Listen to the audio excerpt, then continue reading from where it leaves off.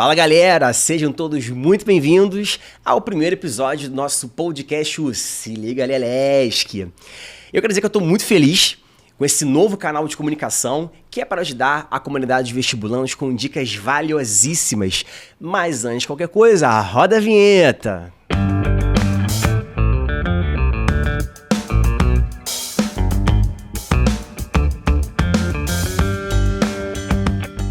Para quem não me conhece, sou o professor Hugo Ornelas, sou professor de língua portuguesa e literatura brasileira. Eu atuo há mais de 10 anos nos pré-vestibulares de referência aqui no Rio de Janeiro, mas é óbvio que aqui vamos falar de outros assuntos que não são só de linguagens, mas também de matemática, história, geografia, física, tudo que compete ao universo do vestibular. Para quê, Hugo? Para te ajudar, para que você possa ter dicas muito importantes e mostrar que você pode ter um estudo não só ali na frente de um livro, de computador, mas aqui por meio de um bate-papo, de uma conversa muito legal, para aprender de um jeito leve e descontraído. Bom, você me encontra nas minhas redes sociais, @HugoOrnelas. Eu já te peço para você curtir esse vídeo, compartilhar com o seu amigo que também vai fazer o ERJ e outras provas, para que ele também tenha acesso às dicas que vão encontrar aqui, que são muito boas. E eu quero falar hoje sobre o meu convidado assim, que me honrou, estou muito honrado com ele aqui, e eu preciso ler a descrição para vocês entenderem a grandiosidade e como essa conversa aqui ela vai trazer um conteúdo muito importante para você. Bom, estou aqui com o professor Vinícius Maciel, ele tem 41 anos, possui graduação em Letras Português e Literaturas, mestrado e doutorado em Língua Portuguesa pela UFRJ, Universidade Federal do Rio de Janeiro, tem especialização em Língua Portuguesa pelo Instituto Liceu Literário Português e não acabou, tá? Tem mais. Além disso, tem experiência na área de linguística, com ênfase em funcionalismo e mudança linguística. Amigo. Desde 2015, professor da UERJ, Universidade do Estado do Rio de Janeiro, onde atua na graduação e na pós-graduação. Ele também é supervisor da equipe de redação das provas da UERJ, está envolvido com a banca da UERJ, com o vestibular.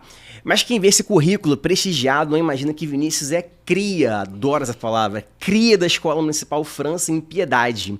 Com muito esforço e dedicação, venceu as adversidades, superou obstáculos, entendendo que a educação é o melhor caminho. O jovem que morava em Quintino e sempre tirava xerox dos livros por não ter como comprá-los, hoje é doutor e inspira muitos outros estudantes a buscar na educação um futuro de sucesso e reconhecimento. Então, galera, rufem os tambores, batam palmas, toquem as músicas. Estamos com Vinícius Maciel. Grande Vinícius, por favor, tome as palavras. Muito obrigado. Primeira coisa, eu quero agradecer Hugo, principalmente, pelo convite, por essa apresentação, dispensa comentários, né? Você, toda a equipe, e assim, me sinto muito honrado, espero contribuir de alguma forma, né? Eu que estou no vestibular aí, trabalhando no vestibular desde a época da FRJ, desde quando não era Enem, era vestibular, né? Correção de vestibular. E, enfim, espero que de alguma forma a gente possa trazer alguma coisa nova para esses candidatos, que eles possam sair bem com alguma coisa que a gente possa cooperar aqui, né? Bacana. Galera, eu conheço o Vini há bastante tempo, a gente se conhece há bastante tempo e também estamos há bastante tempo sem nos falarmos, né? Quando eu era acadêmico, eu participava de um projeto de pesquisa na UFRJ que era liderado e coordenado pela professora Márcia Machado. Inclusive, não sei se esse vídeo vai chegar até ela, mas se chegar... Podemos fazer chegar, né? Professora Márcia Machado, muito obrigado, porque você moldou a gente. Estamos aqui hoje, graças... Se não fosse por ela... Se não fosse por ela, não estaríamos aqui. Vini, tu tem curiosidade para saber por que o nome do canal é Se Liga Leleski? Muito. A primeira coisa que eu me perguntei foi essa. Por que esse nome? Quer dizer, eu conheço essa gíria, Leski, de bastante tempo, mas eu queria saber por que Leleski. Leleski. Cara, então... Quando eu assistia a algumas aulas de professores de pré-vestibular, eles sempre colocavam alguma observação. E aí tinha algum nome diferente. Alguns colocavam assim, IPC, importante pra caramba. Outros colocavam, atenção, né? Observação. Uhum. E aí eu queria colocar uma coisa minha. Então eu pensei, não se liga, né? E aí eu sempre tinha o costume de chamar o pessoal, né, a galera de leque. Tinha um leque. Isso é antigo pra caramba. Muito, fala leque. Muito antigo. Mas os meus alunos não eram os leques, eles eram os lelesques. É quase uma variação, uma derivação. Uma derivação. Eu posso botar assim, né? Dizer assim que eram únicos. O que é lelesque? Lelesque é o cara descolado. Então, se liga, lelesque você vai aprender e vai aprender de maneira descolada. Vini, então, para começar aqui, eu queria que o nosso público, nosso telespectador, conhecesse um pouco mais sobre você. E aí, eu queria que você contasse um pouquinho da sua história de amor com a língua portuguesa. É importante falar, né? Ainda claro. Não chegamos nesse ponto, tá? Não, esse amor objetivo... com a língua portuguesa. Não, esse é o objetivo do podcast, né? Exatamente. Olha, ao contrário de muitas pessoas, né, que escolhem a carreira muito tarde, né, quando faz a graduação, eu já gostava de gramática, língua portuguesa, desde a 7ª série. E isso começou a partir de uma aula de um professor de português. E eu gostei muito dessa aula. Era uma aula sobre análise sintática, né? Então era uma aula do tipo, analise sintaticamente as frases. E eu adorava aquela coisa de identificar o objeto direto, identificar o sujeito, identificar o adjuntor adverbial. E a partir daí, começou a nascer em mim uma paixão por gramática, por língua portuguesa. E eu pensei desde a 8ª série, eu quero ser professor de português. Eu já tinha isso na minha mente desde a 8ª série. Então fiz o ensino médio pensando nisso e, obviamente, fiz o vestibular para letras pensando nisso também, né? Então, tanto que quando eu entrei na graduação, todo o meu foco foi voltado para as matérias de língua portuguesa e linguística. Claro, eu fazia as disciplinas de literatura, de pedagogia, mas para me manter ali na média, sabe? Para ter algum tipo de conhecimento daquelas matérias, mas fazer com especialidade, com foco, né? Com uma vontade de querer seguir com aquilo, foram as matérias de linguística e língua portuguesa, né? Bacana. Prof, só que 8ª série já entrega um pouquinho de idade, né? 8ª série. Nono ano, né? Nosso... Na minha época, eu falo como se falava na época, né? Faltou só um ginásio aí, né? Ginásio, mas era ginásio. Ginásio aí já... Da 5ª a 8ª série. Já ficava assim. Ó, você é um mestre e doutor em língua portuguesa. Isso, você já entrou na faculdade com essa intenção ou isso desenvolveu ao longo da graduação?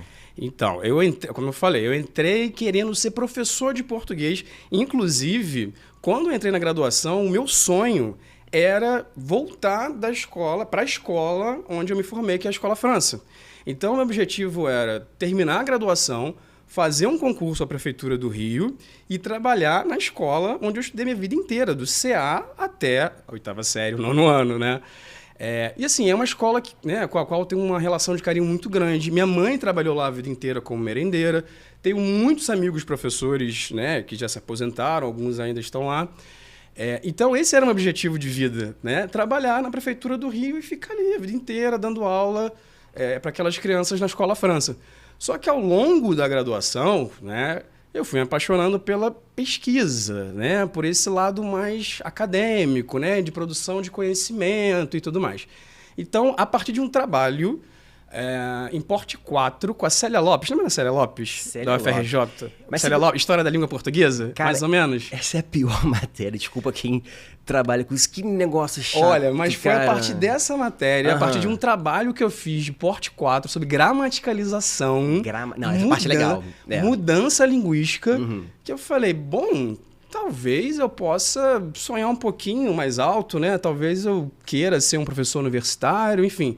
Aí, a partir daí, a partir desse trabalho, eu comecei a pensar mais em pesquisa, pensar mais nessa parte acadêmica. E terminando a graduação, já fiz a prova do mestrado e passei, né?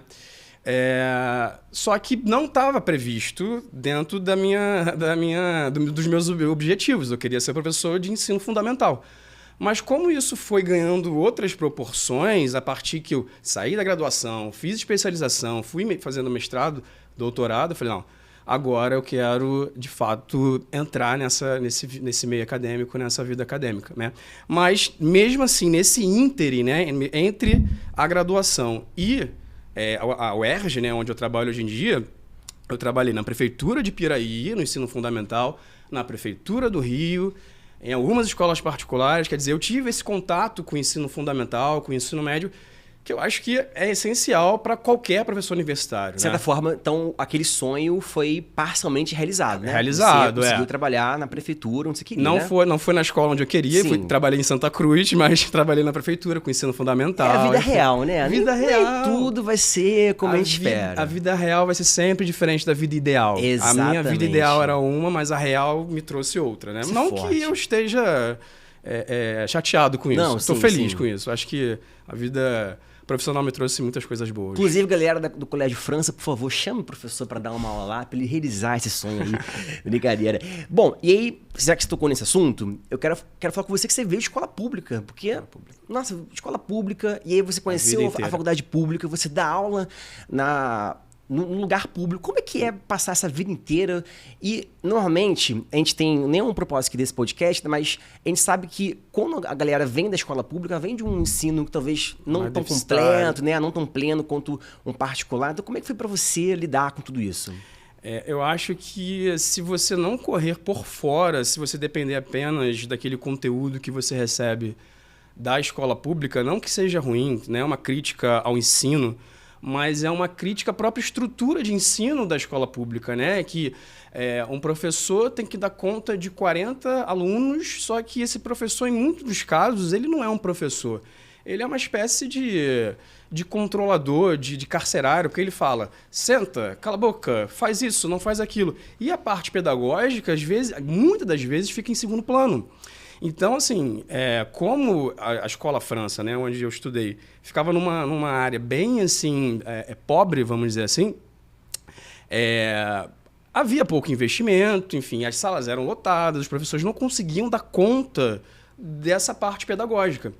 Então, eu tive que correr por fora. Então, eu fiz o ensino médio numa escola estadual técnica, que é a FAETEC, né, você conhece? Sim. E terminando esse ensino médio, eu fiz pré-vestibular social, né? Como eu não tinha condições de pagar um pré-vestibular bom, né? De nome, PH, essas coisas. Uhum. Eu fiz um pré-vestibular social da UFRJ e por conta dele, né? Eu acho que eu consegui passar nesse vestibular, porque sem ele acho que eu não conseguiria. Só com aquele conhecimento que eu vinha acumulando ao longo do tempo, eu acho que só com isso eu não conseguiria. Muito entendeu? bacana. Inclusive, fica até pra galera aí que tá me ouvindo de casa, gente, você não precisa estar num curso caríssimo para você ter acesso a conteúdo. Mas ainda hoje, né, Vini? Porque hoje a gente tem diversos vídeos. Esse vídeo, inclusive, ele vai te ajudar bastante, porque a gente vai falar de dicas muito importantes. Então, assim, gente, é estudo. É estudo, é dedicação, é correr atrás. Porque você pode sentar num lugar de professores incríveis, eles podem passar muitas coisas boas de conteúdo, mas se não tiver um esforço da sua parte, né, Vini? Você prova viva disso, né? Se você não correr atrás, não estudar, não materializar aquele conceito, a coisa não rola, né? A coisa não anda. E se você pensar, hoje em dia você tem um acesso à informação muito mais fácil do que na época que eu fiz vestibular, que foi 2001, né? Eu tô entregando a minha idade de novo, né? Fiz vestibular em 2001. Como é que era acesso à informação naquela época? Era você ir à biblioteca, pegar toda a ementa, a bibliografia do vestibular e sentar ali e estudar, né? Hoje em dia você pode baixar toda a bibliografia pela internet e ter esse conforto de estudar em casa, ser um pouco mais autodidata, talvez. Naquela época, né, há 20 anos atrás, mais ou menos, isso não era tão fácil, não era tão tranquilo de se fazer, sabe? Então, eu acho que tem que querer. Galera, olha só, bacaníssimo que o Vini falou aqui. Vini, eu só vou ressignificar aqui. Ó, você está entregando a sua experiência, não a sua idade, tá? Você é um cara experiente, um cara que está aí há bastante tempo. E, por falar nisso, né, por falar em esforço, em estudo e material, a intenção do podcast hoje, Vini, é falar de um assunto que é a prova de linguagem, né? Inclusive, o nosso episódio hoje é destinado a falar sobre a prova de linguagem do primeiro exame de qualificação. E de onde que surgiu, assim, a minha necessidade, meu ponto, meu pulo do gato, né? A prova de química, a prova de matemática, a prova de biologia, sempre tem um assunto em comum, né? Assuntos que são batidos, assuntos recorrentes. Então, quem se prepara já conhece essa prova. Mas existe um desconhecimento geral, poderia até dizer assim, um discurso pobre e limitado sobre o que é a prova de linguagem. As pessoas, às vezes, parece que não compreendem na essência, na exatidão, o que é essa prova, o que faz essa prova ser, talvez de todas, a prova menos previsível, vamos botar assim, né? Poderíamos dizer. E o que agrava mais ainda é porque em cada exame nós temos uma obra diferente. Ano passado, nós tivemos o Meu Amigo Pintor, no primeiro exame, e a coletânea de contos do Chico Buarque, Anos de Chumbo. E esse ano nós temos a coletânea de crônicas do Veríssimo, nós já vamos falar sobre ela, não agora, mas para a gente entender aqui que a prova ela precisa ser compreendida. E a ideia desse podcast é que a gente possa fornecer um material de qualidade para quem estiver nos escutando. Cara, vamos pensar sobre a prova? Então, nosso primeiro tópico aqui é sobre o perfil da prova da UERJ, né? Como é que a gente pode identificar essa prova? E aí, Vini, como eu sou uma pessoa muito curiosa e pesquisadora, isso vem da FRJ, né? A gente aprende isso, que o bom professor é o professor que pesquisa. É aquele que não se limita à bibliografia, à coisa escrita, mas ele procura ter um senso crítico, analisar o que está sendo escrito. Então, partindo desse espírito que a UFRJ coloca na gente, eu queria comentar um pouquinho sobre dicas que as pessoas falam. Então, normalmente, quando eu escuto alguém falar sobre a prova da UERJ de linguagens, o discurso sempre cai nesse mesmo lugar. A prova da UERJ, ela fala sobre figura de linguagem, ela fala sobre valores semânticos, conjunção. E aí, a maioria das questões são sobre interpretação de texto. Só que isso, pensa só, um garoto de 18 anos que vai decidir o futuro dele. Acho que não estou exagerando, né? A primeira prova já é a condição para fazer o segundo exame. Imagina ele chegar para a prova menos previsível com a dica de que a prova é só de interpretação de texto. E isso claramente reduz muito assim, os nossos caminhos, né, na hora de trabalhar um texto. Então, nosso primeiro ponto é, como é que essa prova? Você tem algum termo técnico, alguma palavra que você possa resumir a prova do exame de qualificação? Uma palavra específica para resumir um exame tão complexo como o da UERJ. Poder da síntese para um professor universitário. É complicado, né? É muito complicado, ainda mais para mim, prolixo do jeito que eu sou. A questão é o seguinte, a gente veio de uma época, assim, eu digo pré-BNCC, né? Ali PCN ainda, década de 90, em que houve uma valorização muito grande do texto e um pouco de desvalorização do ensino de gramática. Em que sentido? Houve-se muitas críticas em relação a uma educação metalinguística, aquela coisa de classificar, identificar, analisar sintaticamente, e começou a se valorizar mais a interpretação do texto. Só que esse termo, interpretação do texto, é um ônibus, né? Que cabem vários outros subtemas. Sim. Então, o que foi... começou a se pensar a partir, né, da década de 2000 mais para cá, uma gramática aplicada à interpretação do texto. E não a interpretação do texto de uma forma aleatória, né? Porque quando a gente pega assim, provas de concurso público, ou então até de alguns vestibulares mais antigos, era assim, comente o trecho a seguir. Aí vem uma frase desconectada do livro, em que você tinha que explicar ali quais eram os processos metafóricos, metonímicos, que ajudavam na compreensão, na interpretação daquela parte. E aquilo não tinha nenhuma função objetiva, né? Lógica. Uhum. E com essa questão de você trabalhar cada vez mais os elementos linguísticos ligados à interpretação do texto, isso começou a dar forma ao exame de qualificação da UERJ, a prova da UERJ em si. Então, assim, agora você vê o quê? Qual é a função, por exemplo, de um substantivo para o processo de progressão textual, né? Para o processo anafórico, para o processo de tessitura textual mesmo, né? A partir de sinônimos, a partir de hiperônimos, a partir de hipônimos, ou seja, não é aquela coisa de substantivo é a classe sobre a qual se é a classe que dá nome às coisas, não é? Ou então aquelas classificações enormes, derivado, primitivo, próprio, comum. E não, agora é uma função, é uma classe gramatical, é um estudo funcional daquela classe gramatical, é isso que eu quero dizer, não é? Beleza, vamos só fazer uma intervenção rapidinho aqui. O professor Vinícius citou nomes muito importantes, né, como fazer anáfora, progressão textual. E aí, não, e você que está em casa, você tem que saber esses nomes, tá? Você tem que saber o que é um elemento de progressão textual. Tem que usar nomes tranquilos. Anáfora é tranquilo, né? Tranquilíssimo, né? Você tem que saber. Vamos dar aqui um exemplo, que acho que o exemplo ajuda a materializar mais. Se eu falar assim, o carro está estacionado. Aquele veículo, você entende que o veículo ele ajuda a dar uma progressão, né? Ele faz uma correlação de veículo e carro, né? Que a gente trabalha, né, com o campo de hipônimos e hiperônimos. E, Vini, eu queria aproveitar a sua fala, porque você colocou uma coisa muito interessante, que é analisar a frase solta em relação ao texto. Vamos pensar numa aula tradicional de língua portuguesa lá dos anos 90, início dos anos 2000. O professor, ele fala sobre o substantivo. Aí coloca 6 frases. Ele sublinha. Gente, isso aqui é um substantivo concreto, próprio, blá, blá, blá. Abstrato. Abstrato, pronto. E tá, o que eu faço com isso? Não é? Nada. Inclusive, uma coisa que eu tento aplicar nas minhas aulas é não falar da frase solta, mas ler a frase sempre em um texto. Porque qual é o nosso fim quando nós estudamos língua? É o texto. Inclusive, se você ler ali no edital, existe uma consideração geral ali, existe uma introdução sobre o que é a prova de linguagens e a banca do R deixa muito claro. A intenção ali da prova é como o aluno analisa o texto.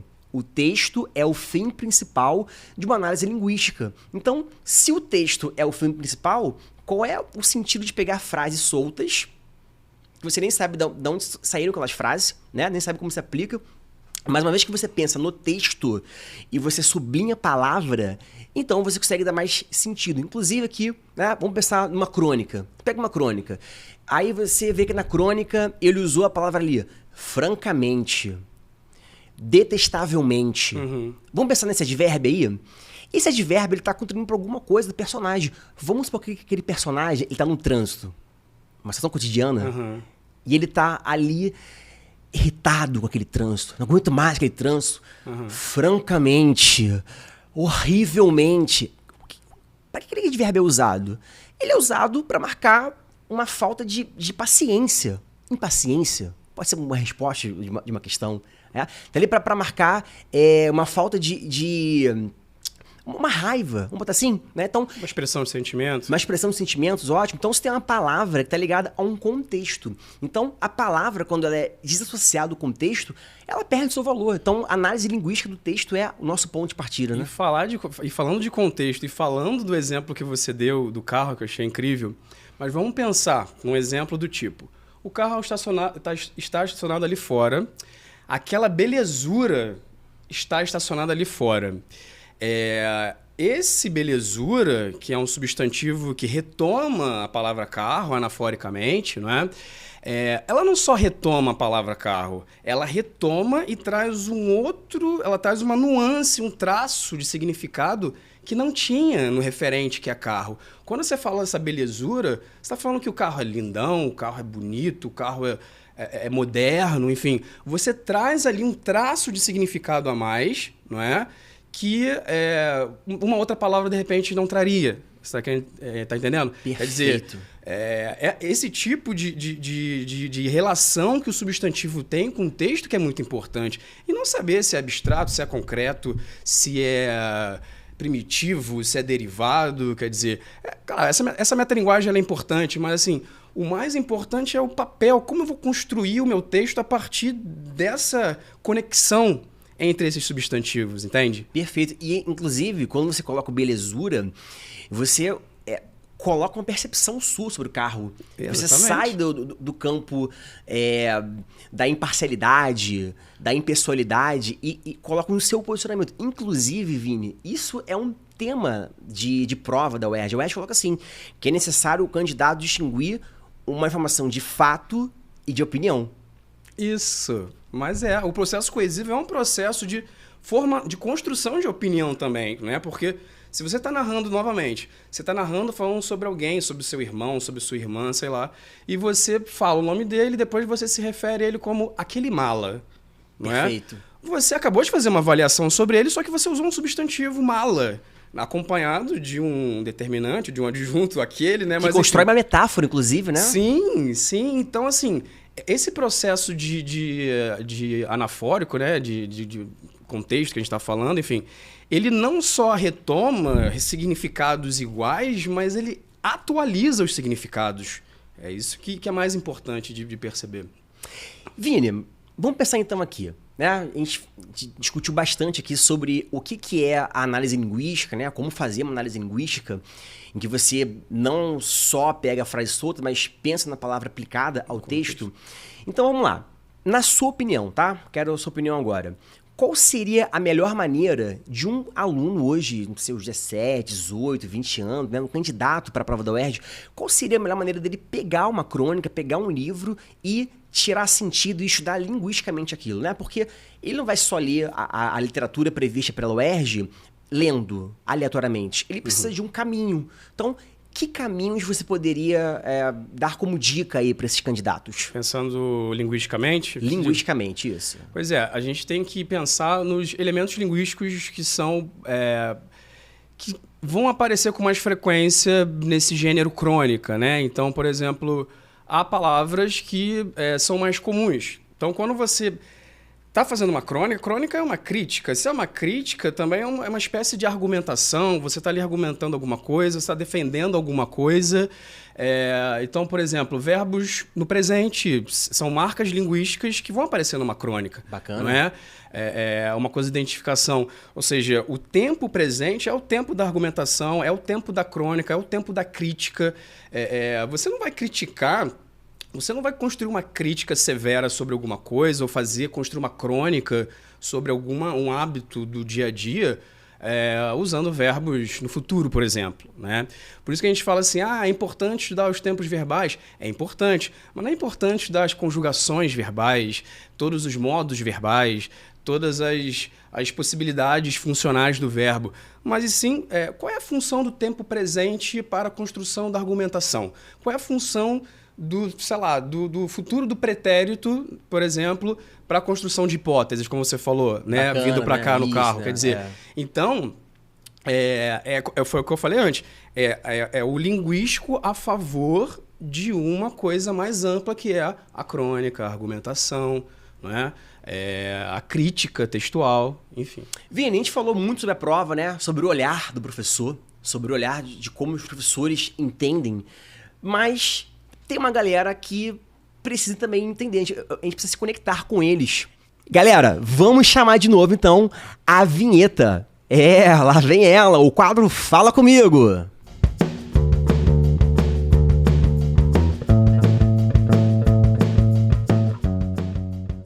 Bom, aqui, nesse momento, Vini, nós vamos trazer dúvidas de 2 alunos que colaboraram. A primeira dúvida é do aluno Lucas de Oliveira, aluno do pré-vestibular. Então, só da pergunta. Fala, Algão, beleza? Cara, tava estudando aqui pro exame de qualificação da UERJ e, tive uma dúvida. As questões da prova de linguagem, cara, são basicamente interpretação? Tipo assim, se eu só saber a história do livro da UERJ, eu consigo resolver tranquilamente as questões? Me ajuda nessa aí. Tamo junto, valeu? Vini, A resposta é não, já. Começa com não. De cara, né? Não. De cara, não. Vini, olha só. Vamos lembrar a questão do cochichãozando.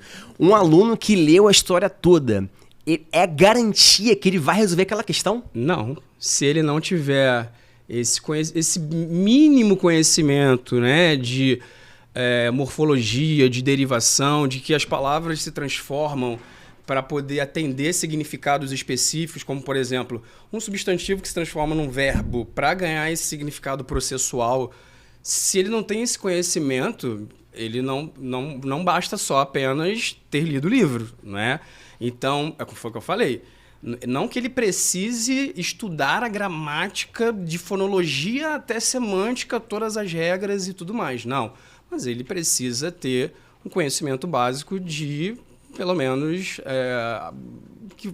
instrumental para servir para a interpretação daquelas questões, né? Então, só ler o livro não basta. Pois é, né? Então, o aluno também precisa ter domínio linguístico, não só entender as crônicas. Bom, essa foi a dúvida do Lucas. Lucas, muito obrigado pela sua pergunta, pela sua disposição, tá? E agora nós vamos ter outra pergunta. A pergunta da Lívia Martins, ela é aluna do 3º ano do ensino médio. Solta a pergunta. Oi, Hugo, tudo bem? Eu, como sou ex-aluna, sei que se tem uma coisa que você conhece é a prova de linguagens da UERJ. Então eu tenho uma dúvida que eu acho que todo vestibulando quer saber. Tem algum conteúdo que a gente não pode deixar passar em branco? Claro que todas as matérias são importantes, mas tem algum específico que a gente tem que se atentar durante o nosso estudo? Algum que seja muito incidente no primeiro AQ? Conteúdo mais que cai bastante. Posso começar Pode respondendo começar, aqui? por favor. E aí você tem vai, mais experiência. você vai resolvendo aí. Lívia, olha só. Tem uma coisa que sempre aparece, figura de linguagem, né? Pensando assim, conteúdo, já que a pergunta foi sobre conteúdo, né? Figura de linguagem, acho que relações semânticas. Eu pensei em relações semânticas a partir de operadores argumentativos, né? Como eu falei, operadores argumentativos é um guarda-chuva que cabe preposição, conjunção, advérbio, enfim. Ok.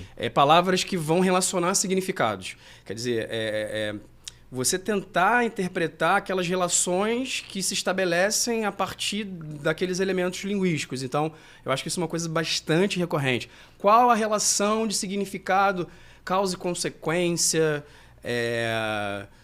tema e finalidade, enfim. E essas relações são geradas a partir desses operadores. Eu acho que isso é algo realmente bem incidente, frequente. É importante. E também entender, como a gente falou aqui durante todo o nosso podcast, sobre entender a língua como instrumento. A língua como instrumento. Esse é o ponto, né? Acho que uma vez que ele entenda isso... Essa é a nossa base de hoje, né? Quer dizer, que ele não precisa decorar a gramática tradicional inteira, mas ele precisa entender que a língua é um instrumento para chegar a esses significados maiores. Então, se ela focar nessas questões mais frequentes, como metáfora, metonímia, né? Das figuras, acho que mais recorrente, metáfora, metonímia. Ironia, né? Bastante, ironia, já que ironia bastante. Temos veríssimo aí. E relações de significado. Perfeito, perfeito. Eu acho que são as coisas mais recorrentes. Se é para focar alguma coisa, se a gente... Por exemplo, se é uma pessoa que tem pouco tempo para dispor, eu acho que deve gastar o tempo com esses assuntos. Excelente. Essa é a pergunta da Lívia Martins. Lívia, Obrigado, Lívia. Muito obrigado pela sua pergunta. E se você quiser também aparecer aqui nesse podcast, você pode mandar perguntas lá na minha caixinha de perguntas no Instagram, @ugornelas. Fique ligado nos próximos. Bom, então o aluno ele pode ter um caminho linguístico para ler, né? Isso porque a gente está falando de um candidato, ele não pode de maneira nenhuma pegar uma literatura e ler de qualquer maneira, então ele precisa já desde antes prever alguns tópicos que a UERJ pode tratar. E isso a gente pode aplicar a qualquer literatura que a UERJ venha a cobrar, né? Então essa dica aqui é uma dica temporal. Se você, não sei quando você está assistindo isso aqui, mas, cara, isso aqui serve para qualquer prova da UERJ. Mas agora, Vini, eu quero falar especificamente sobre a prova que acontece agora, dia 9 de junho. É o primeiro EQ do vestibular 2025. E já que o tema foi tocado, né, previsibilidade, vamos pensar como ser um pouquinho mais previsível. Nós temos uma literatura prevista, né? Entrando aí no mesmo campo semântico, quase um pleonasmo, mas a UERJ, ela prevê uma literatura que são vários livros e para esse exame nós temos uma literatura em específico escolhida pelos candidatos, acho que é bom colocar isso. Houve uma votação de pelo público em geral, todo mundo votou. Você votou também? Eu votei. Eu não vou falar meu voto aqui não, mas o voto, era sobre alguma coisa de amor, outro era as mentiras que as mulheres contam e o outro as mentiras que os homens contam. Eu não sei porquê, Vini. Eu só votei no conto da área e esse ganhou, da redação. Sim, mas eu não sei porquê. Disparadamente foi as mentiras que os homens contam. Gente, olha que absurdo. Como assim? Todo mundo votou. Vini, por que será que as pessoas votaram as mentiras que os homens contam? Que o pessoal quer tanto ler disso aí? Homem mente, Vini? Bastante. Nós aqui não, hein? Menos a gente. Menos a gente, tá? A gente tá fora disso. Bom, então aqui está o livro. Tá verdades aqui. Isso aí, por favor. Aqui está o livro. Bom, então aqui você está vendo as mentiras que os homens contam do Veríssimo. Se você que está assistindo esse podcast não conhece esse livro, pelo amor de Deus, para agora isso. Vá comprar seu livro, por favor, né? Vamos comprar o livro, vamos... Fora pirataria, compra esse livro aqui, tá baratinho na Amazon, baratinho na Travessa, ó. Travessa, Amazon, se quiser patrocinar esse canal aqui, por favor, esteja à vontade. Bom, Vini, a gente quer falar agora sobre Veríssimo e Crônicas. Antes de falar das crônicas, minha intenção aqui não é chegar a ler nada específico, mas... Bom, se já há um autor delimitado... Caiu. Se já há um autor delimitado, que é o Veríssimo, se já tem um gênero delimitado, que são crônicas, então nós podemos prever. Claro. Nós já fizemos aqui um caminho, né, de abordagem linguística, mas eu queria, Vini, que agora a gente afunilasse mais ainda. Que a gente pensasse na abordagem linguística, na leitura, mas em crônicas do Veríssimo. O que esperar da UERJ, você como professor da UERJ, você que está há quase 10 anos aí na UERJ, o que esperar de uma cobrança da UERJ sobre o gênero crônica? Começa falando sobre esse tópico aí. Como seriam assim, as construções das questões? Você pensa isso? Talvez, o que a UERJ poderia se atentar? Assim, o que seria interessante para a visão que vocês têm ali de língua, né? Como vocês trabalham a língua. Você é um professor de sociolinguística. Para quem não sabe, sociolinguística, você pensa a língua em sociedade, né? A língua como um fator social. Você acha que alguma coisa de sociolinguística, alguma coisa do uso social da língua pode aparecer no gênero crônico, já que existe alguma coisa ali de colocalidade, do dia a dia, dia a dia? Sim, sim. Eu acho que podem aparecer situações de variação linguística, por exemplo, que é um tema que vem sendo muito debatido nos últimos tempos, né? E sobre críticas em geral, né, há uma espécie de, como eu posso dizer, decolonialidade, né? Porque a gente está falando de mentiras que os homens contam, de certa forma você está quebrando com um certo paradigma, vamos dizer assim, machista da sociedade. Uhum. Então eu acho que talvez isso possa, de certa forma, ser abordado nas questões, né? Porque vamos pensar nesse título e vamos pensar nos textos, né? Isso que eu ia falar também, em questão de dicas, é que os alunos tenham muito repertório na hora da prova. Leiam não só o livro, mas também todas as críticas literárias feitas ao livro, ao texto, que isso vai fazer com que o seu repertório fique bem amplo. Mas se a gente for pensar de uma maneira bem específica, mentiras que os homens contam é, de certa forma, uma espécie de ruptura com uma tradição machista, né? Porque até então, né, os homens dominantes na sociedade tinham controle sobre tudo, vamos dizer assim, né? E de uns tempos para cá, de uns séculos para cá, isso foi mudando. Então, eu acho que foi bem acertada essa escolha por conta disso. Por quebrar paradigmas e essas quebras de paradigmas, acho que vão ser muito abordadas e selecionadas nesse exame, no caso. Muito bacana. Vini, você falou que a crônica, ela sempre é uma crítica. A crônica sempre é uma crítica? Vamos pensar na crônica humorística. Vamos pensar no Veríssimo, né? Vamos fazer esse recorte aqui. Veríssimo, humor. Eu diria que a crônica é uma crítica distribuída em graus.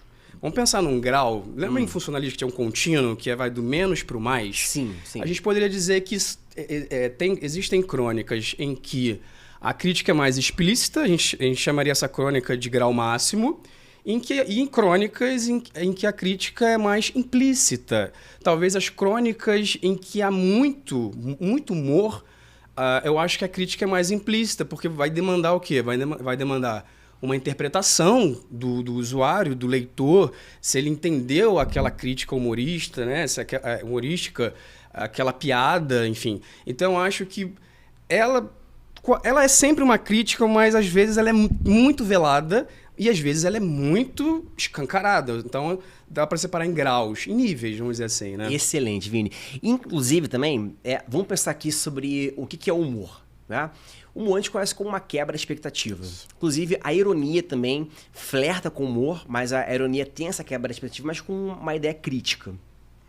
Não necessariamente todo humor é crítico, né? Mas necessariamente toda ironia ela pode ser crítica, tanto que a ironia usa humor. Mas eu acho que a gente pode fazer um casamento agora de ironia e humor, já que o Veríssimo, ele traz muito... Eu não quero fazer muito com relação com o pai dele, né? Já que é o cara ali, o Érico Veríssimo, o cara ali da segunda fase do modernismo, mas o Veríssimo, como jornalista, ele traz um pouco da linguagem jornalística. Então, acho que o jornalista ele já tem um pouco dessa crítica instaurada. Acho que faz Dentro parte dele, sim. de todo jornalista. Temos aqui o Everton, né? Nosso produtor aqui é jornalista. Esse rapaz é crítico, gente. Ó, assim, não tô vendo ele aqui, mas o rapaz adora uma crítica. Então, acho que o Veríssimo, ele traz um pouco disso também nas crônicas dele. Vem do instinto jornalista, claro, aplicado à crônica. A crônica também nasce de jornalista, então, jornalístico e crônica tem tudo a ver. Mas eu acho que o humor, ele ajuda a velar isso. Porque o humor não é um mecanismo fácil. Não, de forma alguma. Pois é. São para poucos. Exatamente. Tanto que é muito possível você ler alguma coisa e nem perceber que tem humor ali. Ele tava brincando, ele tava debochando. E acho legal isso, da maneira como o humor vela, porque isso vai fazer com que o aluno seja obrigado a entender, como você falou, né? Nesse grau menor. Então, provavelmente pode aparecer na crônica de um grau menor, em que a crítica não seja tão clara assim. E aí, Vini, vamos pensar aqui, eu e você, tá? Que a gente pensasse. Como é que a gente pode ajudar um aluno a descobrir uma crítica que ela não é tão explícita assim, que ela não é tão clara? Tem alguma dica? Ele pode pensar, sei lá, numa conjunção mais, que ela pode ser usada para uma quebra de expectativa. A gente pode pensar nos adjetivos que ele está usando. Como é que você tentaria decodificar? Você, o Vini, pegou uma crônica. O que você faria para tentar achar aquela crítica velada? Eu ia me ater, primeiramente, a elementos linguísticos que talvez sejam característicos de uma crônica. Por exemplo? Operadores argumentativos, que são conjunções, preposições, alguns advérbios que funcionam ali como conectores, como relacionadores de ideias, né? Adjetivos, como você falou, porque o adjetivo é a classe qualificadora por natureza. Então, marca o ponto de vista dele, quando você né? qualifica, Sim, né? você está criticando, você está mostrando o ponto de vista e o seu olhar sobre aquele episódio, sobre aquela cena, sobre aquela situação cotidiana. Então, se você adjetiva alguma coisa, de certa forma você está fazendo uma crônica, uma crítica ali, dependendo do nível mais velado ou mais explícita, mas está fazendo sim. Quando você chama alguma pessoa de feia, de bonita, que algo é muito eficiente, é crítica e dependendo da situação, da construção textual, uma crônica. Perfeito, né? Vini. Galera, então, vocês estão entendendo aonde está chegando? Olha o caminho que a gente fez. A gente falou sobre o olhar linguístico, né? Que o próprio professor Vinícius deu a dica pra gente, né? De marcar algumas palavras, pensar na palavra aplicada ao texto. A gente falou do gênero crônica. E aí você que está em casa, você está lendo crônica. Provavelmente você já leu alguma crônica que você não entendeu o final, o desfecho. Como é que você vai fazer para tentar entender? O professor Vinícius aqui, da UERJ, tá dando a dica de ouro. Cara, olha o adjetivo. Vai sublinhando tudo, sublinha o adjetivo, sublinha todas as conjunções, os advérbios, todas aquelas palavras que vão estabelecer algum tipo de relação ou palavras que vão estabelecer algum tipo de qualificação. Advérbios não só ligam, mas também qualificam, né? Porque os advérbios são modificadores, são qualificadores de verbos, de adjetivos, de outros advérbios, né? Enfim. Então, marcar essas palavras, ler o texto inteiro, né? Marca todas essas palavrinhas e vê qual é o papel dessas palavrinhas para o texto. Quer dizer, qual é a cooperação dessas palavras, dessas construções para o texto. Para o final, né? Para a construção geral do significado. Né? E aí você entende a língua. E a gente entende para que serve a língua, né? Exatamente. Para que serve o elemento gramatical? Para que você aprende alguns nomes? É isso, são nessas horas que você precisa entender qual é a característica ali, qual a forma de caracterizar, qual é a forma de se projetar numa crônica, porque em alguns momentos o narrador ele vai se projetar, em outros não, né? Em outros ele vai só descrever a cena como se estivesse distante, em outros ele se envolve mais, existe um julgamento ali na conduta de algum personagem, talvez isso fica um pouco mais implícito pelas palavras, né? Então, uma vez que E eu me lembrei de uma coisa aqui que você tinha falado antes que eu não conseguia sintetizar em uma palavra, mas talvez a gente pudesse dizer que o exame da UERJ é um exame instrumental, uma prova instrumental, né? Uma prova instrumental de língua portuguesa. Por quê? Ali não vai estar sendo exigido nenhum conhecimento conteudístico de classe gramatical, nomenclaturas, nada disso. A língua, como eu falei, instrumento para algo maior, que é a compreensão do texto, a compreensão da ironia, a compreensão da crítica, não é? E não classificar advérbio de tempo, advérbio de modo, conjunção coordenativa, conjunção subordinativa, não é? Eu acho que isso, como eu falei, a língua é um degrau para você atingir esse objetivo maior, que é a compreensão daquele texto como uma crônica, não é? E sem essa identificação desses elementos linguísticos, você não chega a essa compreensão. Por isso que dá para falar que é uma prova instrumental. A língua ali é só um instrumento, vamos dizer assim, né? Pois é, a prova instrumental, você não está preocupado em dar um nome de composição por aglutinação, justaposição, dizer se a oração subordinada. Não, a gente pensa no processo, né? Reconhece o processo, mas qual é o efeito textual daquilo? Inclusive, vamos pensar um pouquinho aqui sobre agora o momento do pulo do gato, né? Eu quero fazer um momento dica pulo do gato. O pulo do gato é o seguinte, a gente vai falar agora sobre um documento que ele é pouquíssimo comentado, falado inclusive por aí, que é o edital. Vini, tu é aquela pessoa que compra um negócio, você lê o manual de instrução? Fala a verdade. Não. Ou tu Depende. começa a futucar ali o negócio? Depende do quão eu sei usar aquele negócio. Geralmente eu não leio, não. Pois é, cara, teve uma vez que eu comprei um negócio, eu não lembro agora qual o objeto, mas aí eu falei, eu sou músico, né? Aí eu comprei um pedal de guitarra. E aí eu não tava sabendo usar tal, falei com o comprador, cara, eu não tô conseguindo usar. Ele falou assim, você já leu o manual? Aí eu, não. Cara, olha a mágica, eu li o manual. E deu certo. E em 2 minutos deu certo, eu consegui ligar, eu consegui usar. Então, ó, você que não lê o manual, lê o manual. Tem que ler o manual, tem que ler o edital 2, 3 vezes. Exatamente. Tem que ler tudo, muito atentamente. E aí, eu quero comentar um pouquinho aqui, quero trazer, por favor, Vini, pegue o seu documento. Galera, esse documento aqui que nós vamos ler, ele se encontra disponível no site da UERJ, Vestibular UERJ 2025, se botar ali no Google, Vestibular UERJ 2025, ele vai te dar uma página, e nessa página vai haver ali documentos aos quais você pode acessar. E um deles, nós vamos trabalhar aqui hoje, que é o anexo 2 e o anexo 3. Quero começar com o anexo 2, que ele fala sobre competências e habilidades. Bom, para você entender aqui qual é o fluxo, a gente está tentando falar sobre a prova da UERJ, então, se existe a maneira de prever a prova da UERJ, por que não nos atentarmos aos documentos que ela passa pra gente, né? Que ela disponibiliza. E um deles é o de competência e habilidade. Para quem está em casa e não está entendendo nada que está acontecendo, vou explicar para você. Vamos lá. Toda prova de linguagens, toda prova de português que nós fazemos, ela tem algumas condições para a elaboração das questões. Essas condições, elas vêm de um documento chamado BNCC, um documento que ele indica ali quais seriam habilidades que os alunos deveriam ter. E vamos pensar um pouquinho aqui, Vini, sobre habilidade. Vamos imaginar que você passou a vida inteira vendo seu pai dirigir o carro. Necessariamente você vai ter a habilidade de dirigir o carro só porque você viu seu pai dirigindo o carro? Não. Não, né? Você viu alguém fazendo bolo. Você sempre vê a pessoa fazendo bolo. Isso garante que necessariamente você vai saber fazer aquele bolo? Posso até fazer um mediano, mas não. Mas não vai sair como você estava vendo, Não. né? Porque a habilidade, ela pressupõe prática. Exatamente. Não é? Então, ó, de cara, o que eu vou falar aqui talvez não fique tão evidente, tão óbvio. Isso exige uma prática. Inclusive, no meu canal, nesse canal aqui, o Se Liga Leleste, você tem acesso a vídeos. Tem um vídeo que eu falo um pouquinho sobre isso, então você pode depois procurar aqui nesse canal. Mas eu quero falar aqui por alto, Vini, sobre habilidades que o aluno precisa desenvolver para essa prova.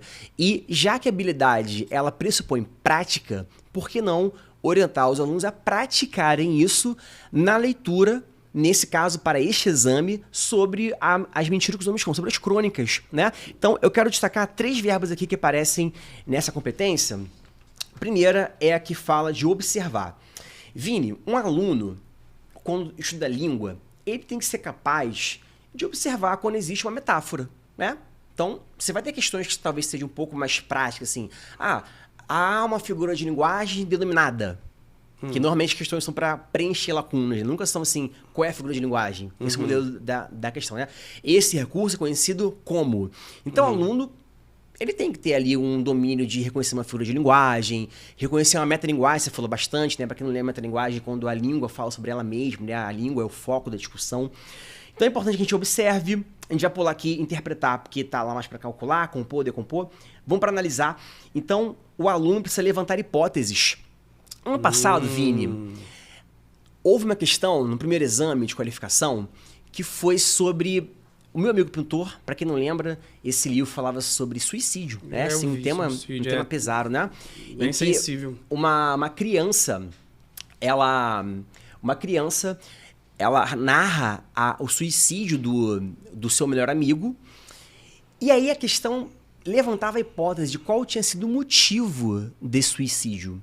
Esse motivo não fica claro, não fica evidente. Então, que habilidade o aluno tem que desenvolver naquela questão? Ele tinha que levantar uma hipótese, precisava analisar um enredo e, através dessa análise, ele chegava à resposta. Foi porque ele fazia parte da ditadura militar. Avaliar, criticar, julgar, nós falamos aqui bastante, né, sobre colocar questões críticas. E também, não só de habilidade, mas também de conteúdos programáticos. A prova de linguagens tem conteúdos, é claro que não são os mais tradicionais aos quais estamos acostumados. Classificar o processo de derivação, classificar a oração, mas, por exemplo, temos aqui perspectivas enunciativas, polifonia, procedimento de coesão, relações semânticas. Olha quanto nome que talvez... Muitas pessoas nem conhecem muito, não ela tá distante do público geral, né? Pois é. E, gente, o que são esses nomes? Nada mais, nada menos do que a gente falou aqui durante esse episódio. A gente comentou sobre os caminhos de linguagem, como marca o ponto de vista. Isso é uma forma de enunciação, não é? Outra marca enunciativa muito interessante nas crônicas do Veríssimo é o diálogo. Ele faz muito diálogo com o leitor. Sempre há um verbo imperativo. Veja! Você não acredita. Você falou uma coisa muito importante e interessante, que foi a questão da construção de hipóteses. E eu acho que é uma dica também, né? O aluno está lá lendo o texto motivador, ele tem que começar a marcar quais são as dúvidas, os questionamentos que ele faz a cada frase. Ah, aqui eu acho isso, nessa frase eu já acho assado. Quer dizer, esse processo de construção de hipóteses, aí você constrói uma hipótese, aí depois você descarta ela. Bacana. Aí depois vem uma outra hipótese, depois você confirma essa hipótese, aí você chega à construção, né, do significado daquele texto. Então, eu acho que isso é importantíssimo, você ir marcando tudo o que você realmente acha, que são as hipóteses, né, sobre aquele texto. Que algumas vão ser confirmadas e outras não. Né? Então, Vini, imprescindível. Pra gente concluir essa parte aqui, cara, qual é o pulo do gato pra se preparar para essa prova? Gente, leia os documentos da UERJ. Muito. E eles vão ser o seu norte na leitura das crônicas. Uma vez que você consegue entender melhor isso aqui, aplica a sua leitura, você vai chegar ao dia da prova, talvez prevendo uma possível questão. Ou talvez... O A vai vir.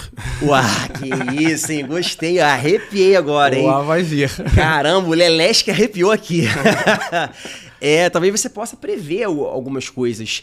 E assim, cara, como é que eu posso te dar mais isso? Gente, o professor Hugo Ornelas está prestes a lançar um curso aí sobre isso aqui, sobre esses assuntos. Então, se você está interessado, olha, eu ficaria ligado aí nos próximos temas. Muito bem. Bom, Vini, os alunos cometem muitos erros. Senão, nós não estaríamos aqui falando, né? Se não houvesse os erros deles. Você, como professor da UERJ, você coordena uma equipe de redação, né? A parte de redação. Você queria pontuar alguma coisa assim que você acha que os alunos erram? Vamos pensar, talvez não em redação agora, né? Mas pensar assim numa análise. O que é comum de os alunos errarem quando fazem uma questão, por exemplo, instrumental, né? Que você chegou a comentar. Quando analisam alguma coisa e não entendem. Qual você acha que é o problema assim, que leva os alunos a errarem algumas questões de linguagens na UERJ? Olha, o que eu percebo mais é assim, candidatos que tentam rebuscar demais a linguagem, né? E formatar também muito a linguagem, não é? Eu acho que foi se perdendo com o tempo, né? Eu fui percebendo isso também, uma certa liberdade dos alunos de escreverem, claro, dentro do que a norma padrão escrita, né, comporta, mas um pouco dessa liberdade de escrever mais do jeito dele, né, de um jeito mais autoral, e esses alunos ficam muito presos a um padrão específico de texto, né, de resposta. Isso às vezes pode atrapalhar, não é? Assim, por isso que eu acho importante que eles, quando vão resolver uma questão discursiva, que eles vão pontuando todas as ideias, todos os tópicos que eles precisam escrever naquela questão e depois redigam a questão de forma mais natural possível. Mas, assim, essa cultura do aprisionamento, do engessamento textual é uma coisa que me preocupa muito. É claro que, assim, eu tenho uma perspectiva, uma análise muito mais ampla em relação à redação. Né? Sim, sim. E na redação eu vejo muito isso, aquela coisa muito formatada da introdução, 2 argumentos começando quase sempre com os mesmos conectores e a conclusão começando com os mesmos conectores também que são usados no meio dos parágrafos. Então, eu acho que essa liberdade de escrever, né, deveria ser um pouco mais respeitada, vamos dizer assim, né, nessa construção dessas respostas. Bacana. Vini, você... Pode erro, enfim. Você, pra mim, assim, é um cara que é muito esforçado. Então, você é o cara de concurso, vamos botar assim. Você fez próprio mestrado, passou. Próprio vestibular, passou. Próprio doutorado, passou. Então, vamos dizer que você tem o molho, vamos botar assim, né? Vamos botar essa metáfora. Você tem aí um melzinho pra passar em prova. Como é que você poderia direcionar a galera de casa a estudar? Cara, como é que a gente pode estudar pra prova e passar? Você é um cara que passa, né? Passa um pouquinho pra galera da sua experiência de fazer prova, concurso. Como a galera pode separar de maneira geral, né? Pra tudo. Olha, não foram tantos concursos não, né? Foram tantos concursos não. Modéstia. Mas assim, a grande questão é você se ater, principalmente aos enunciados. Os alunos não leem enunciados, já reparou isso? Que eles não leem os comandos. Eles assim, não leem o comando. O comando compare, eles não comparam. O Sim. comando explique, eles não explicam. O comando descreva, eles não descrevem. Aí eu volto naquela questão do engessamento textual, porque eles veem lá, essa questão aqui é para falar sobre uma metáfora que acontece. Então eu vou falar tudo que eu sei sobre metáfora, mas a questão não está no comando pedindo para você descrever a metáfora. A metáfora está ali como uma muleta para alcançar, como eu falei, alcançar uma outra coisa. Eu acho que eu começaria por aí, né? Eu acho que olhar com atenção, com muita atenção, os comandos das questões, isso é imprescindível, não é? Isso linguagem também é muito importante, né? A galera conseguir decodificar o enunciado antes de chegar, porque às vezes eles perdem mais tempo tentando resolver uma questão que eles nem entenderam. Nem sabem o que está sendo pedido. Mas isso é um problema meio que na raiz brasileira, né? Porque eu já participei de um programa aí de avaliação de livro didático, né? Sim. E eu percebi em muitos livros didáticos comandos com problemas, assim, comandos que começam com o verbo no infinitivo. Meu Deus. Então, assim, esse é problemático também, né? Mas, de uma forma geral, os alunos não leem comando mesmo. Eles leem de uma forma muito assim, leitura dinâmica, aí vem lá o tema e pum. Aí falam sobre aquele tema, faz um brainstorm daquele tema. O tema sei lá, coesão anafórica. Vou falar tudo que eu sei sobre coesão anafórica, né? E eu acho que isso é um grande problema. E é isso, é pegar exames anteriores e escrever, como eu falei, ter repertório, é escrever, ler, né? Cada vez mais. Porque sem repertório, você chega na hora... Não existe essa coisa, me deu um branco. Só dá branco em quem não tem repertório, né? A verdade é essa. Se você se preparou, se você você leu os textos, né, que foram previstos para o exame, resolveu questões anteriores, não vai dar branco. É isso aí. Né? Não vai dar. Bom, então, agora, a gente precisa materializar isso, Vini. A gente precisa mostrar na prática como que os alunos então não vão errar? A gente tem pessoa aqui nas dicas, né? Então a gente precisa entender bem o enunciado, a gente precisa fazer uma boa leitura, e a boa leitura nós já falamos aqui, que é marcar as palavras, né? Como é que as palavras podem construir sentidos. Por isso agora, Vini, vamos... Cara, eu tava esperando muito esse momento, cara. Eu quero falar do quadro. Tem um quadro que eu falo agora. Olha que parada maneira, né? É agora o nosso quadro Essa Meu Aluno Não Erra. Chama a vinheta.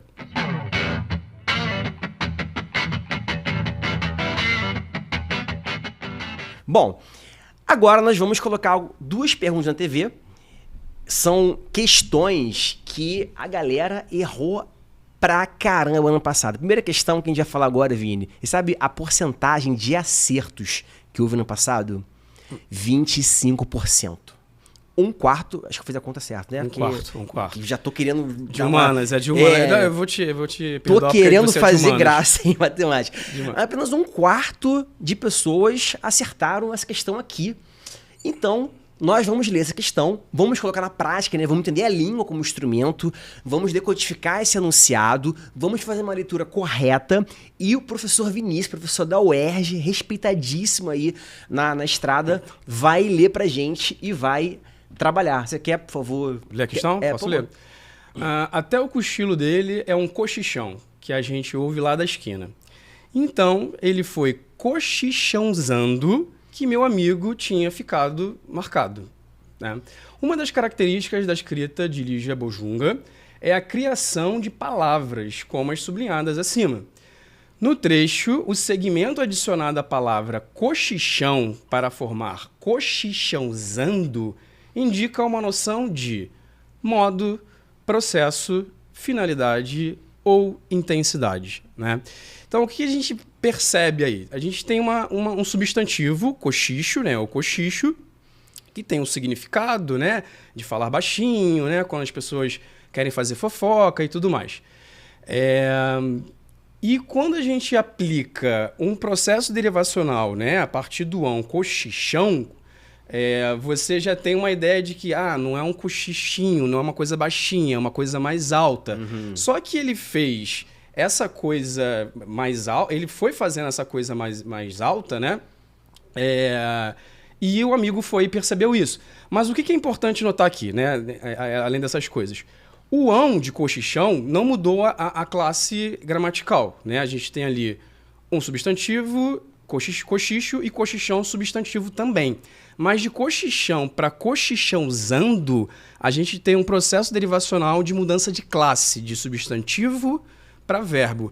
E qual é o papel do verbo na língua, nas línguas em geral, nas línguas do mundo? É adicionar uma ideia de processo, né? Porque, assim, substantivos são estáticos. O que é um substantivo, né? Cochicho. Cochicho é uma coisa estática. Livro é uma coisa estática. Agora, quando você aplica um processo derivacional para transformar aquela palavra em verbo, você dá um status àquela palavra, um status mais processual, de processo, de algo que acontece durante um certo tempo. Que é isso que o verbo faz? O verbo tem um tempo de duração, né? Ele pode ser pontual, ele pode ter um tempo maior, mas, de qualquer forma, ele é um processo, né? Por isso, a gente tem aí como resposta mais adequada para esse cochichãozando um processo, porque eu transformei um substantivo num verbo. Muito bem. Agora nós temos 25,3% porque o professor Vinícius não fez a prova no passado. Eu não fiz. Então vamos aumentar a estatística. Eu não faço ideia se esse é o número. Mas é isso aí. Vini, eu queria colocar algumas observações sobre o enunciado, tá? Pra gente reforçar o que você falou sobre a língua ser um instrumento e não pensar em um primeiro plano gramatical. Olha como é que ele coloca ali, né? Criação de palavras, nós temos uma parte da matéria que é sobre formação de palavras, que é de fato o que acontece aí. Mas olha como é que ele fala ali, ó, no trecho, o segmento adicionado à palavra cochichão. Ele não falou assim, o verbo, o neologismo, ele usou de uma categoria gramatical. Ele foi de maneira mais ampla. Por que isso? Porque o foco da questão não está necessariamente numa nomenclatura, mas está na função discursiva, tanto que a palavra noção, ela carrega isso, né? A ideia de discurso, qual é a intenção do discurso, qual o sentido que se aplica ali na frase, no contexto. E eu acho que isso tem um valor até muito bom, porque se você colocasse no lugar de segmento e colocasse morfema ou colocasse desinência. Bacana. Isso talvez desviasse o foco do aluno. Será que é uma questão metalinguística? Será que eu tenho que falar de derivação? Será que eu tenho que falar de derivações que transformam substantivos em verbos? Não é? Agora, quando você fala segmento, você fala assim, um elemento que foi adicionado, não é? Eles nem falaram sufixo, né? Nem falaram nada de morfologia, justamente para não gerar essa confusão para o aluno, né? Então, eu achei isso bem legal da parte de quem construiu essa questão. Perfeito. Então, vamos para a próxima. Aí. Bom, Vini, essa prova aqui é do segundo exame de qualificação. É para a segunda tentativa, para quem não conseguiu o A no primeiro exame. Do ano passado? Do ano passado também. O livro base para aquela questão foi o da Lígia, né? O meu amigo perguntou. E o do Chico, né? E esse foi o do Chico, uma série de contos do Chico. E ele fala assim, há temáticas que se repetem ao longo do livro de Chico Buarque. Nos contos. E meu tio, Ian de Chumbo, identifica-se o seguinte tema comum. Bom, preciso aqui, para você que está me escutando, se você não fez a prova do ano passado, não leu essa obra, isso não é um problema, eu te explico rapidinho aqui, porque eu quero que você entenda aqui o mecanismo para resolver e chegar até a resposta, não necessariamente saber a história, tá? Inclusive, o ponto central da prova da UERJ é o quanto você tem de mecanismos no seu repertório na hora de resolver uma questão, tá? Bom, primeiro conto, meu tio fala de uma menina ali, adolescente, a gente não tem uma idade certa, mas ela tem um relacionamento amoroso com seu tio, que já é bem problemático, porque é um cara bem mais velho, casado. Então, de fato, só a relação já é problemática. A gente vai entendendo ao longo do conto que essa relação acontece porque o tio sustenta a família da sobrinha. Então, em troca, nada não é dito, mas a gente pode pressupor. Né? Então, em troca, existe ali uma relação amorosa, tá? Que, de novo, ela é problemática. Bom, durante o conto, esse tio, ele passa os sinais, ele ultrapassa o sinal, ele é meio grosseiro, ele é meio estúpido, ele para em vagas que não são permitidas de serem estacionadas. Bom, e aí no conto Anos de Chumbo fala de uma criança que tem pais muito repressores, o contexto é a ditadura em si. O livro fala um pouco sobre uma questão de traição, a mãe trai o marido com um superior dele lá no exército. Também ali nós temos uma relação muito problemática, né? Bom, e aí, o que o aluno precisava? O aluno precisa de uma habilidade aqui. Desse repertório todo que você acabou de mostrar pra gente aí. Exatamente, né? É claro que no conto, o Chico não vai falar assim, gente, o tema desse conto é esse. Como também, no dia da prova da UERJ, não vai ter uma questão que o Veríssimo falou, gente, essa crônica tem essa temática, tá? Essas duas crônicas têm essas duas temáticas comuns. Isso precisa de quem? Do aluno, que tem que ter um olhar crítico, que é isso que a gente está tentando desenvolver nesse podcast. O olhar crítico do aluno sobre a leitura que ele faz. Bom, então, aqui a gente precisa marcar uma avaliação crítica. O aluno precisa, na tematização de cada crônica, entender qual é a relação crítica, porque a gente consegue perceber isso, Vini, pelas palavras do enunciado. Lembra que a gente falou do enunciado, não, das opções, né? Ali, ó, submissão, perversidade, ambição, hipocrisia.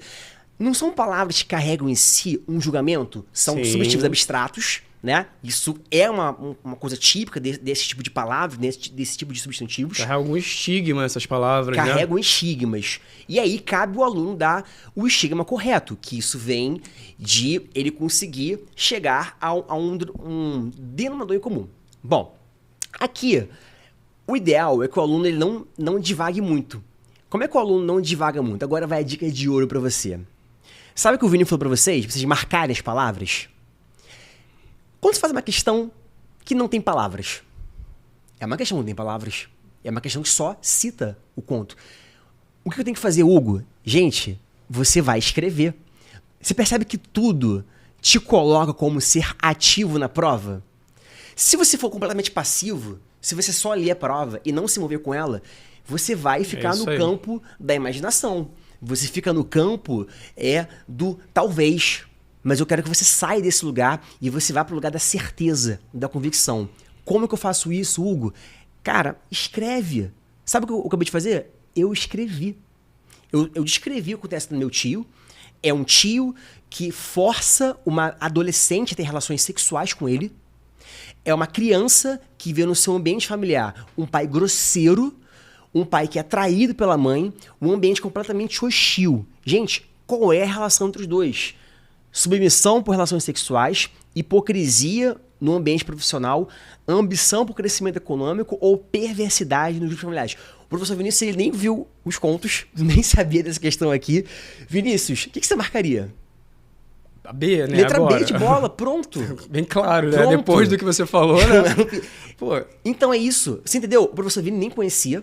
Mas uma vez que você faz o mecanismo correto, você consegue descrever a prova, concretizar a prova, materializar informações. Então você tem ali os mecanismos necessários para desenvolver. isso que você falou de você ser ativo no próprio conhecimento, não necessariamente o aluno, o candidato precisa escrever de forma linear o conto 1, o conto 2, ele pode escrever de forma desorganizada para depois chegar a uma conclusão, né?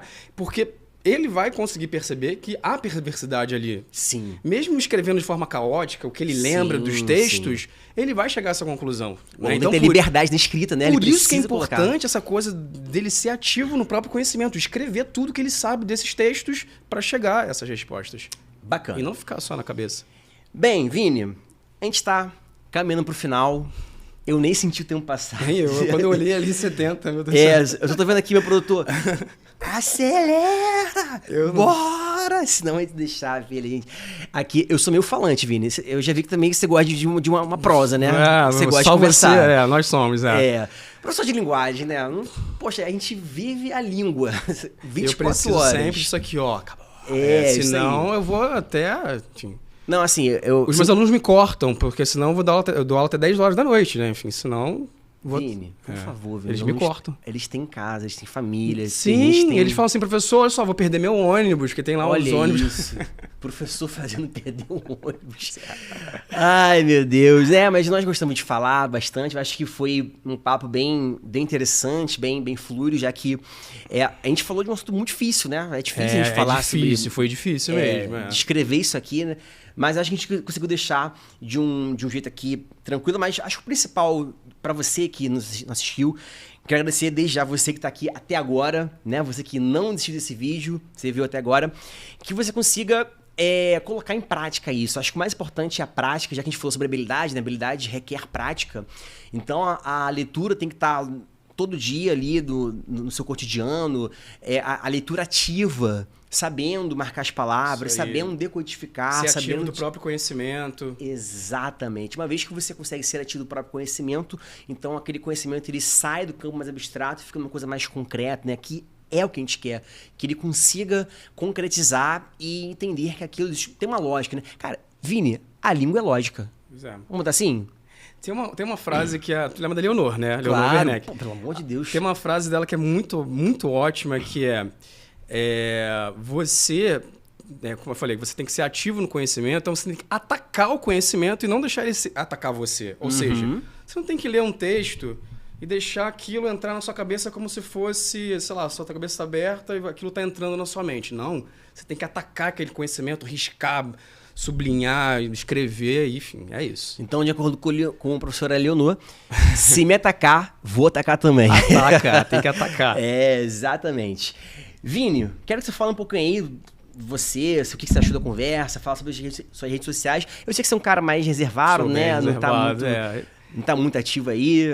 Minhas redes sociais são mais pessoal, não tem nada muito acadêmico, não tem nada acadêmico, Vôlei, né? Vôlei, praia, aniversários, enfim. Nada dentro desse mundo acadêmico. Afilhados, sobrinhas? O seu tem um afilhado, sobrinho? Tem um afilhado e tem uma sobrinha, tem uma cachorrinha. Qual é o nome da cachorrinha? Olivia. Olivia é nome de gente, né? Mas... é nome. Nome é nome. Nome é nome, né? Pode ser Olivia também. Pode ser Olivia. Pode ser Joana. Pode ser.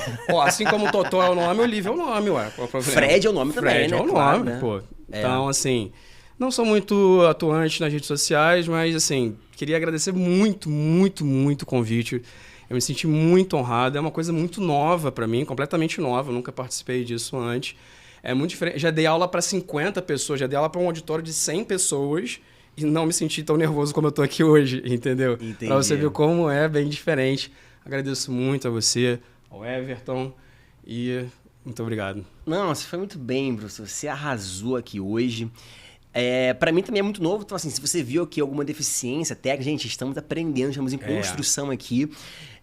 Inclusive a gente tem um produtor que é bem exigente, o Everton. Palmas para o Everton, por favor, grande Everton!